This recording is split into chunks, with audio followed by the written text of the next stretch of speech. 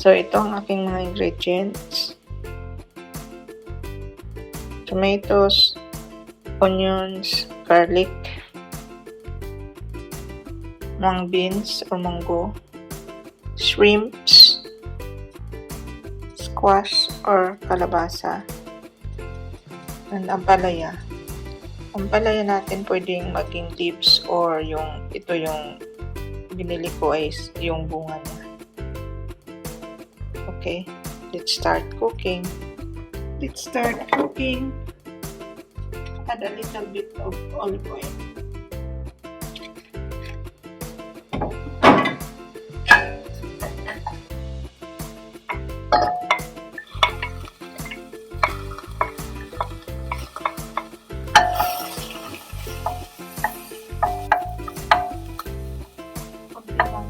Minimal lang ang oil natin kasi we are using saladmaster cookware.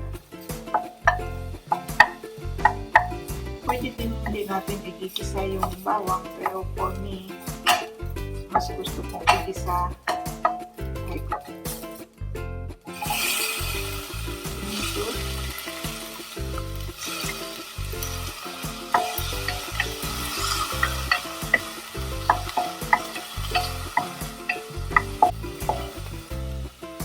Onion.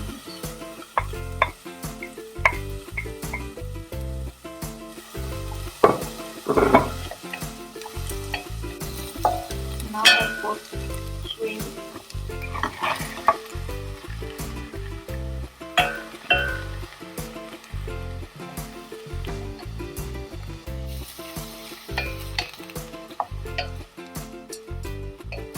Now we'll put our monggo.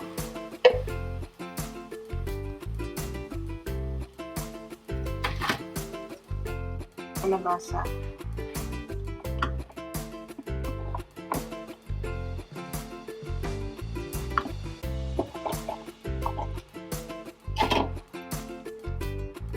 Smells good. And then our ampalaya.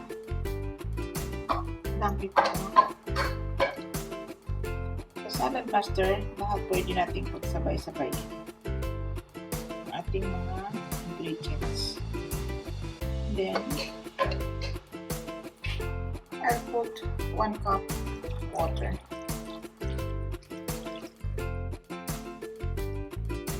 Now, let's cover and wait.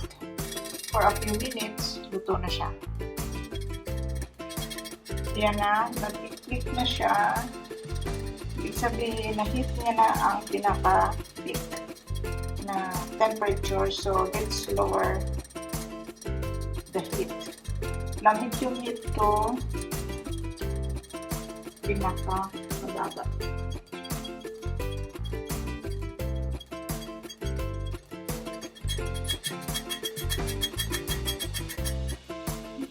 Let's check. Almost done. Look. So, in like 10 minutes, it's ready. And now we check. And titikman na natin.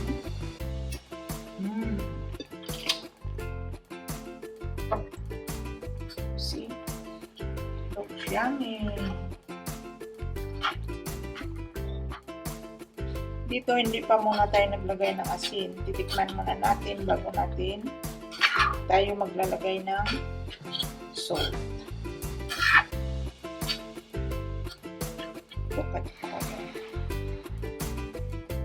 Siguro maglalagay lang tayo dito ng less than a teaspoon of salt. Kasi ang gulay, pag niluluto natin sa saladmaster, gulay, meat, or seafoods, nare-retain yung kanyang lasa. Hindi siya na wawala. Almost 90%. Okay? So, lagay lang tayo ng less than a teaspoon. Hindi natin ubusin. And then, almost ready na siya. See? Looks yummy.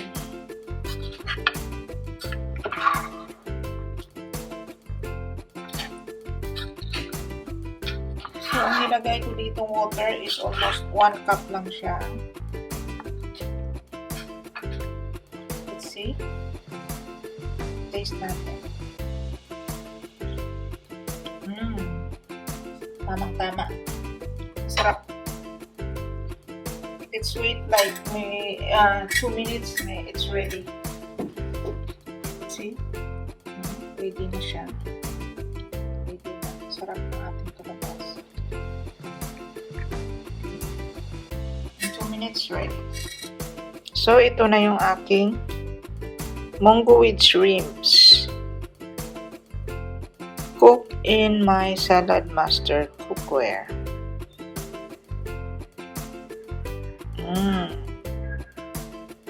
Yummy.